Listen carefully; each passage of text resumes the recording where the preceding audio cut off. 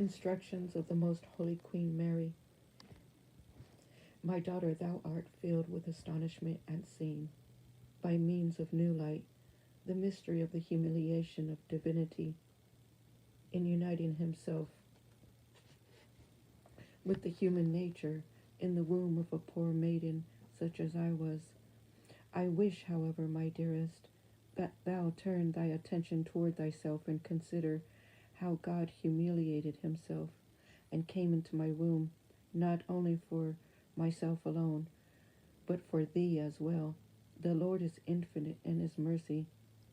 and his love has no limit, and thus he attends and esteems and assists every soul who receives him, and he rejoices in it as if he had created it alone, and as if he had been made man for it alone. Therefore, with all the affection of thy soul, thou must, as it were, consider thyself as being thyself in person, bound to render the full measure of thanks of all the world for his coming, and for his coming to redeem all. And if, with a lively faith, thou art convinced and confessest that the same God who, infinite in his attributes and eternal in his majesty, lowered himself to assume human flesh in my womb, seeks also thee, calls thee, rejoices thee, caresses thee, and thinks of thee alone, as if thou wert his only creation.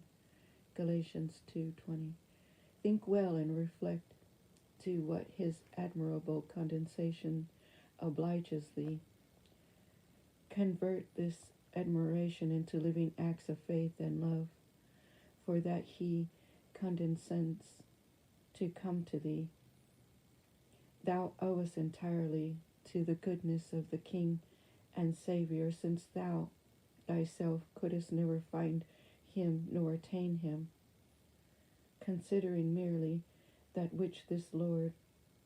can give thee outside himself, it will appear to thee grand, even when thou perceivest it only by a mere human intelligence and affection. It is entirely true that any gift from such an eminent and supreme King is worthy of all estimation. But when thou beginnest to consider and know by divine light that this gift is God himself, and that he makes thee partaker of his divinity, when thou wilt understand that without thy God and without his coming, all creation would have been as nothing and despicable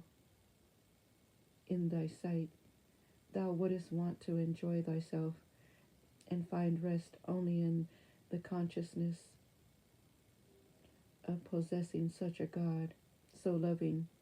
so so amiable, so powerful, sweet and affluent, who, being such a great and infinite God, humiliates himself to thy lowliness in order to raise thee from the dust and enrich thy poverty, performing toward thee the duties of a shepherd, of a father, a spouse, and most faithful friend. Attend therefore, my daughter, in the secret of thy heart to all the consequences of these truths. Ponder and confer within thyself about the sweetest love of the great King for thee, how faithful he is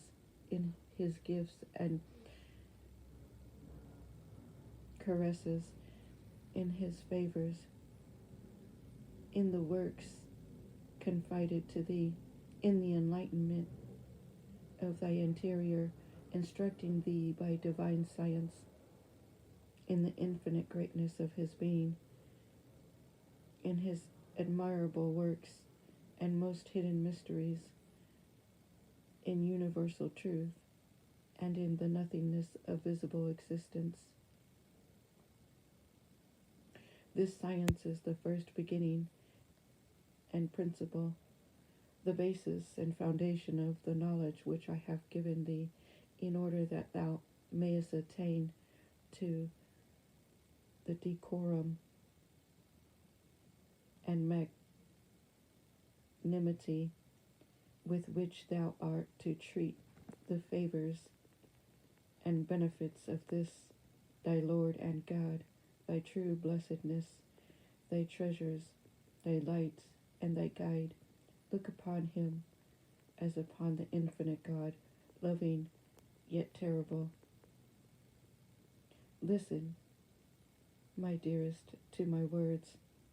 to my teachings and discipline, for therein are contained the peace and enlightenment of thy soul.